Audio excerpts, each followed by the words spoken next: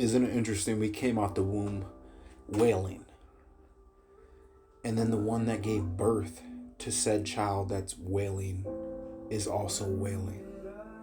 It's pain onto pain. In Ecclesiastes, it says, I've seen the travail that God has given to the sons of men to be exercised by it. But we're in such a dark, systematic world that we're not even allowed to acknowledge the despair with our proper heart posture and emotion. The woman of Jerusalem wailing as Jesus was going on his journey, bringing up his cross to his crucifixion that was to come.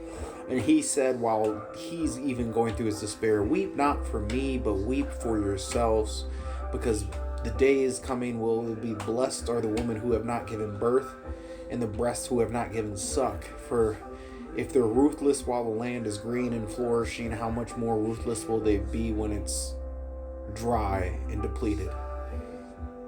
And here we are in a society where I can't even begin to explain the sorrow that sits in me. But yet, even with that sorrow, it's like I'm not supposed to cry. Isn't that a paradox? It's so inhumane that it's like a baby coming out of the womb wailing, and your systematic structure is to instantly mute the baby or silence the baby. But yeah, that's all I have is a cry. Not even a pointing finger cry of anybody else. Not like I'm pointing the finger at Adam and or God, but yet it's there. It's even on the personal. Why do I do what I don't want to do?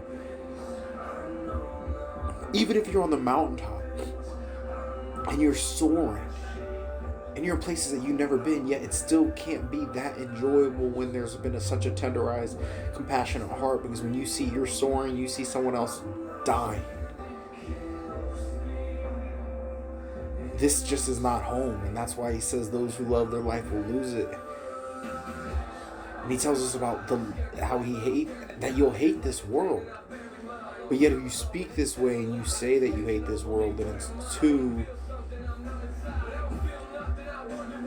it's too despairing to those who have ears to hear. And they hear it and they reject it because it's so sorrowful, it's so grievous. It's verses in the Bible that you choose to close your eyes to because it's too dark. It's Goliath that's out there mocking God day in and day out, and it's too much and it's too overwhelming that you just choose to act like you don't even acknowledge it. And then here I am, and people meet me. It's just mind-boggling that I have just such a sorrow in me, such a passion in me that I don't know why, and I just don't want to do this anymore. But yet, here it is.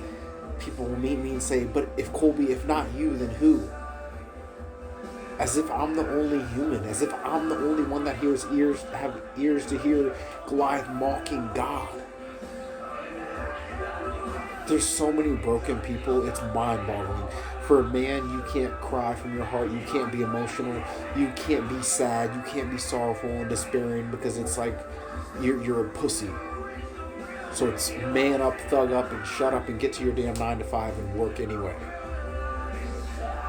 Straight logic and rationale, and in one sense, when you release and you allow that dog to manifest and you just grind like that, nose to the grindstone, in one side it's so beneficial, but then there's this other side of emotional capacity and compassionate aspects that you just forfeit at the same time.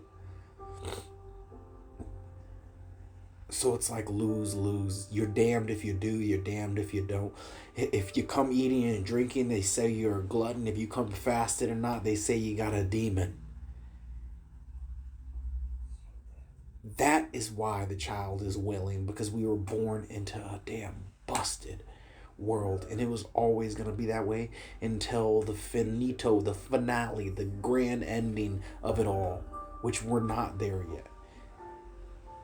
And we're talking about Jesus himself. Some of the last words he's saying is weep for yourselves.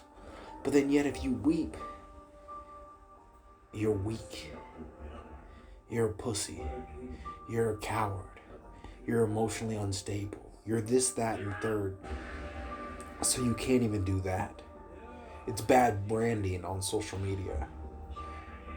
Show the sunshine and the daisies. Act like everything is good.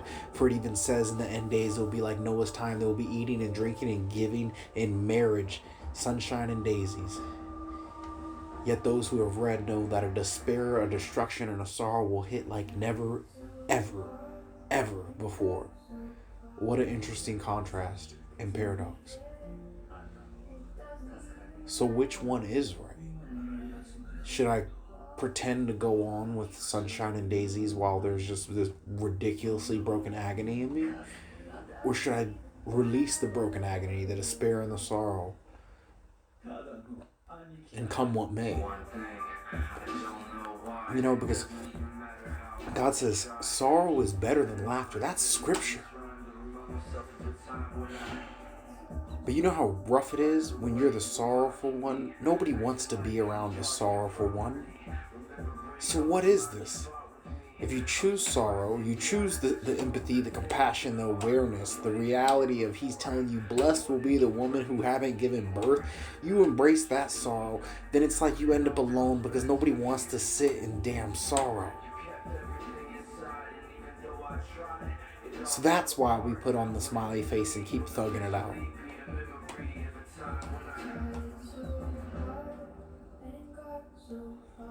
These are just things I kind of ponder,